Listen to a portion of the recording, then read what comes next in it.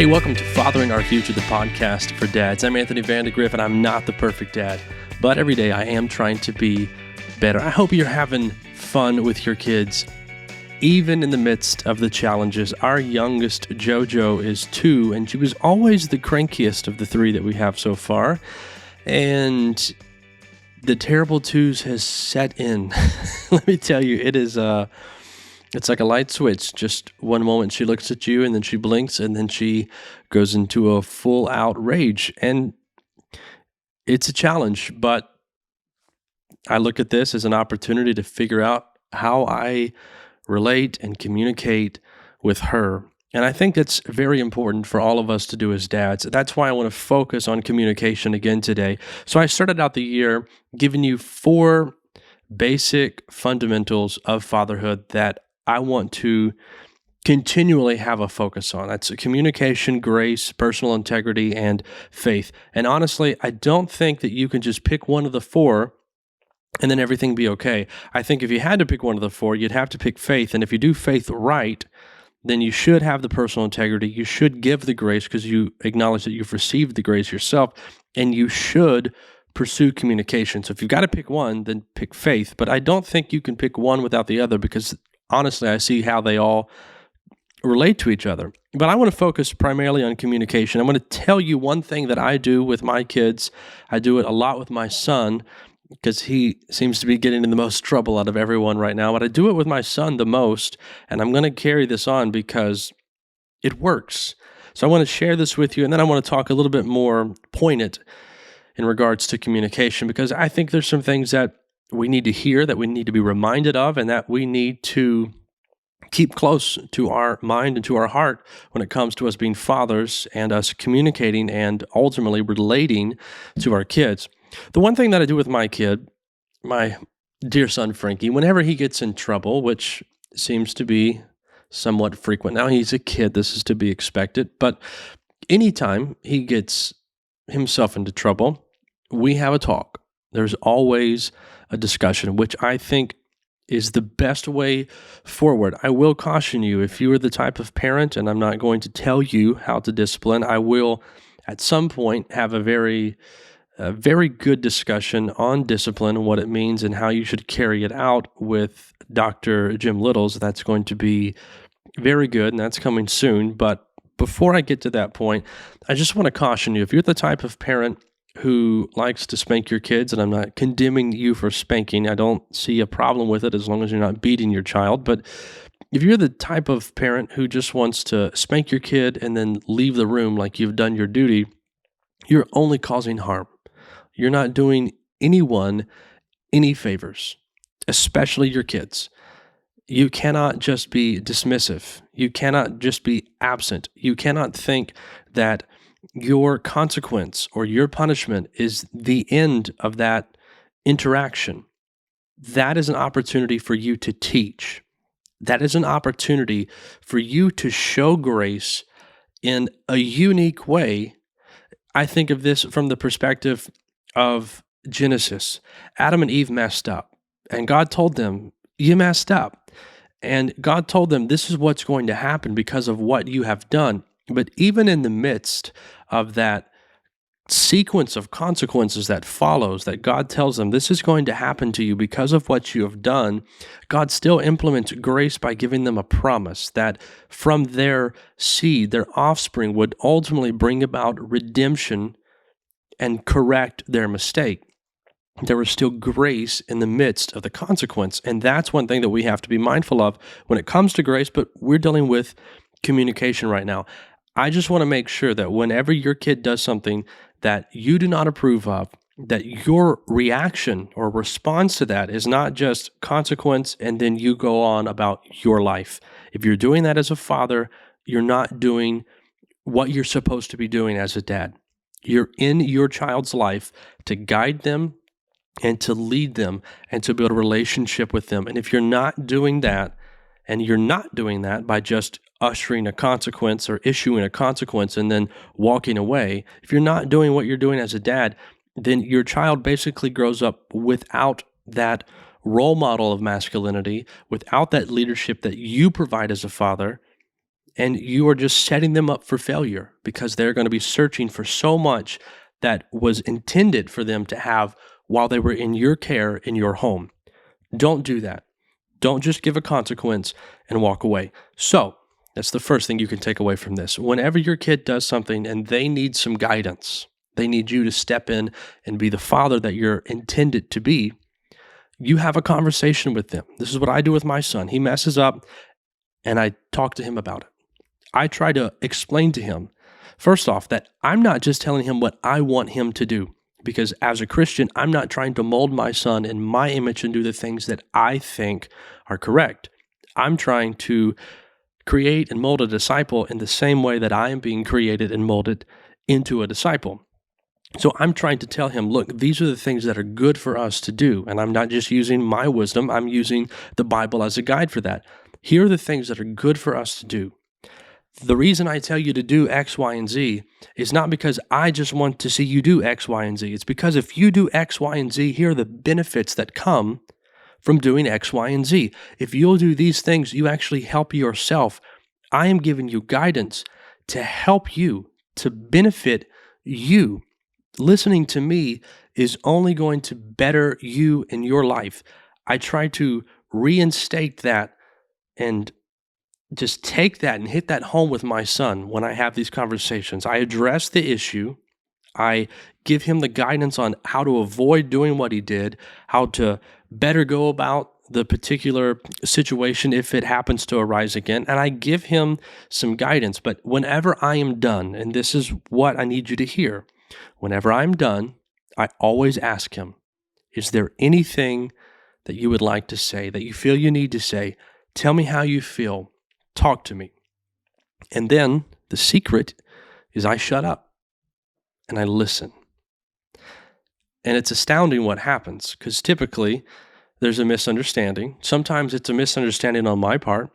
Sometimes it's a little misunderstanding on his part. Sometimes it's, I don't like having these discussions. I don't like the consequence. I don't like that this happens. And so what happens for me, giving him a voice, giving him his voice and allowing him to be a part of the conversation and actually making it true communication by giving it a two-way street, I learn what he actually needs. I can watch and I can observe and I can see the mistakes that he makes and I can address those. But usually those mistakes and those actions are determined by an incorrect balance in the mindset. He thinks one thing that he shouldn't think, and therefore he does something, because our actions usually indicate what we believe. This is why the Bible can even say that faith without works is dead, because if you truly believe something, the things that you do will make it obvious what you actually believe. So when I give him voice and I give him a place in this conversation, I actually learn the real causes as to why he's doing the things that he's doing. And so as I shut up and as I listen, I then have the opportunity to teach like I'm supposed to as a father. I learn what the real issue is, and then I can speak to that. And what's remarkable is as you engage in this interaction with your child, it becomes something totally different. It's no longer about the consequence. It's no longer about what was done wrong, but now it's a true and pure conversation about something that's actually good and beneficial. Your child will start to give you other scenarios and other ideas that build on those good principles that you're trying to instill in your child. This conversation happens repeatedly with me and my son. Whenever he makes a mistake and whenever I address it and I say, Frankie, tell me what you feel. Tell me what you need to say right now. And as I shut up and as I listen to him speak, then I learn what his real issue is. And then that conversation ends on a happy note every time. It's not a, I'm sorry I had to do this. It's not, this hurts me more than it hurts you. It's, which is bull. That is not the case. I mean, I don't like any of that, but come on. I was a child. I know what this is like. It didn't change when I got older. Don't use that as an excuse. It's an excuse and you shouldn't be using that stuff. But you take something that starts out as what might seem like a consequence, and then you turn it into a conversation. And it's a good and it's a positive conversation, and everyone leaves the room with a smile on their face. That's what I want you to start doing with communication. Whenever your child messes up, have a conversation with them, speak calmly, speak to them like a person. And here's the big thing that I cannot forget to say this. Whenever you shut up and listen, you have to be an adult, because there will be times where your child's misunderstanding is based on what they think about you. They will see you do things and they'll misinterpret it. They'll hear you say things and they'll get the wrong conclusion. They're a child. They're still trying to figure this out. But when you offer them a platform to speak their feelings and their emotions and to speak their mind, you better not attack them for what they tell you. Because if they say, I have a problem with the way that you do this, if you're going to be a 3-year-old and you're going to get offended, and then you're going to get all defensive, and then the whole conversation turns into you defending your own personal preference and ego, you've lost it. You've not just lost that, but you've lost your authority as a father, because you're not acting like a father, you're acting like a child. You have to be man enough to listen and dad enough to respond to their concerns. You have to be willing to receive that, what my pastor always calls that third piece of information. The first piece is what you know about yourself. The second piece is what everyone else knows about you that you also know about yourself. But that third piece of information is what everyone else knows about you that you don't know about yourself. Maybe you're arrogant and you don't really think about it, but everyone who interacts with you thinks, that guy's kind of a jerk. He's kind of arrogant.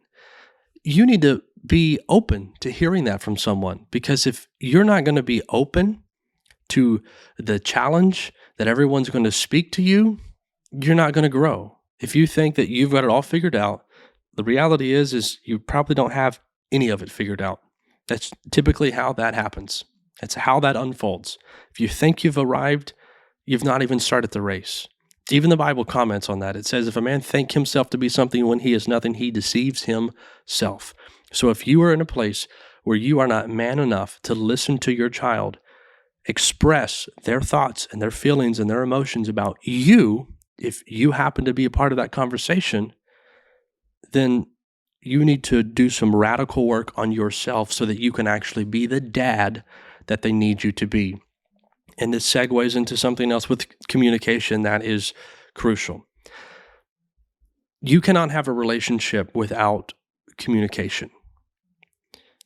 Your relationship is going to be predicated on trust. You're not going to be able to build trust with your children if you are not transparent and vulnerable enough to have good communication. It's not just about talking. It's great for you when you pick your kids up from school to ask them about their day. It's great for you to try to engage in a conversation at the dinner table. It is great for you to take a walk with your son or with your daughter and then to just pick their brain and talk to them, ask them different things. It's great for you to do. But if you're not going to be vulnerable enough to, in a sense, somewhat expose who you are as an individual, as a man, and allow your child to ask questions about those things.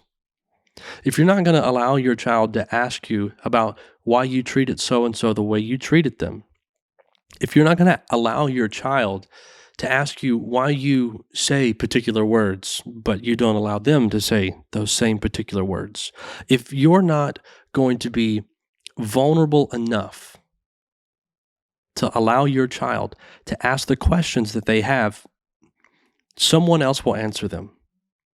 And you don't want that. Be vulnerable, be transparent, and allow your kids to learn from who you are. And this is why it's so great to have a faith base for your identity, to be a disciple, so that you have that personal integrity that is founded upon Christ, which you don't get much better than that. And then when they ask you, I did this. It's like the interview that I did with Pastor Johnny Hargrove. He struggled with drugs. He struggled with all sorts of things. He didn't have the greatest past in history. And for him to be the father that he is today is nothing short of a miracle. But he allowed his kids to ask the questions. He was open about his mistakes with his children. He was vulnerable and he was transparent.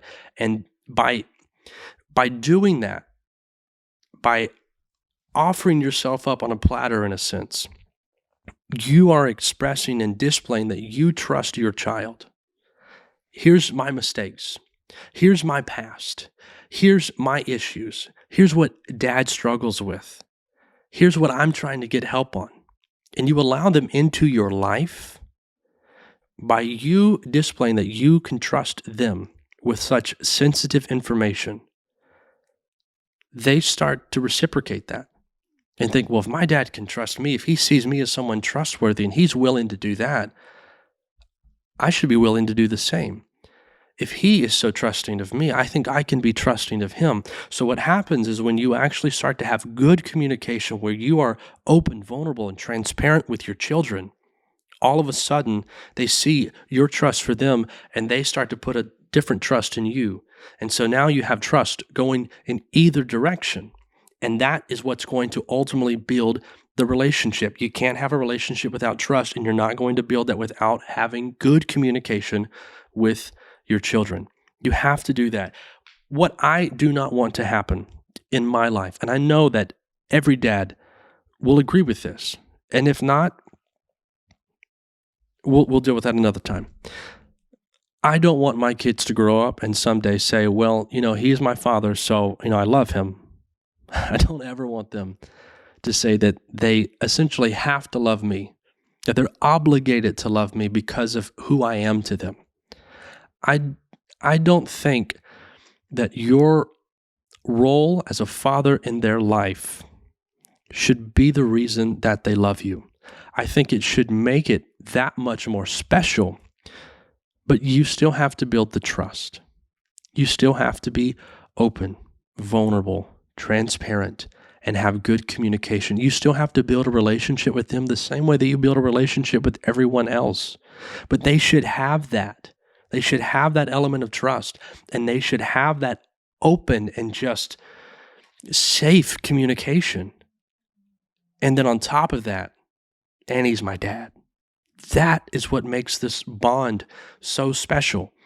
You don't just get to parade around and do what you want and say, well, I'm your dad, so you have to respect me. I'm your dad, so you have to love me. Why would you want that?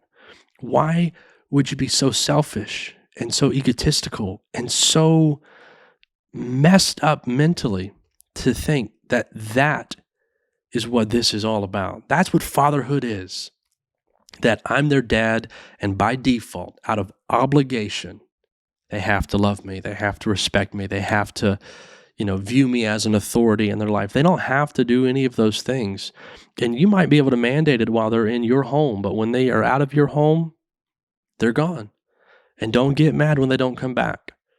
You have the responsibility of nurturing relationship with your children, and that will not happen if you do not have good communication.